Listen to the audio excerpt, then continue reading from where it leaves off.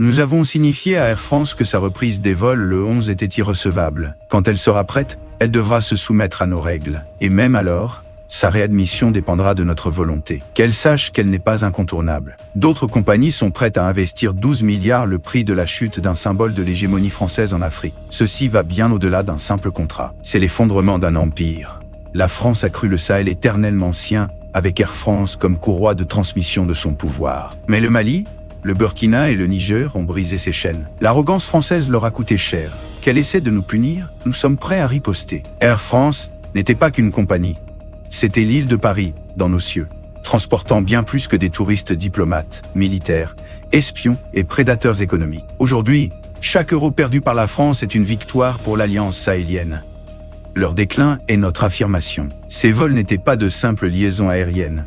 Ils étaient les veines d'un néocolonialisme pompant l'influence française dans le corps de l'Afrique. Bamako, Niamey, bien plus que des destinations. Des points stratégiques d'un système conçu pour extraire, dominer, perpétuer la dépendance.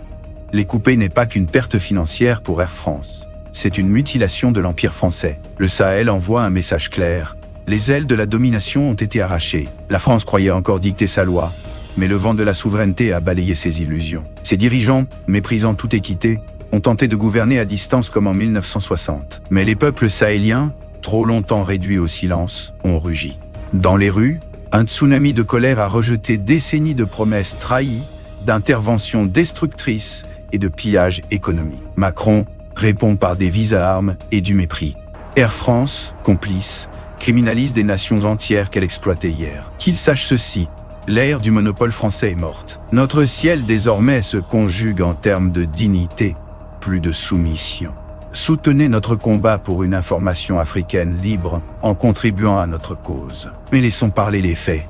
La France refuse de voir l'évidence. Quand on méprise des peuples, ils ne disparaissent pas, ils se réinventent. Aujourd'hui, Air Sénégal et Air Côte d'Ivoire relèvent le défi, assurant les liaisons que l'arrogance française a abandonnées. Le Sahel vit, commerce et prospère, libéré du rythme imposé par Air France. Ce n'est pas la force des armes qui a brisé ce pont colonial, mais le poids de l'orgueil français. Ce mépris a un prix.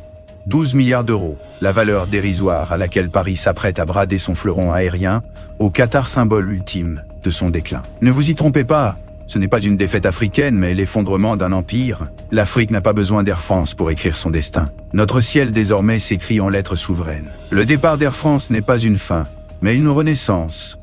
C'est l'aurore de notre souveraineté totale, la fin de siècle de tutelle coloniale.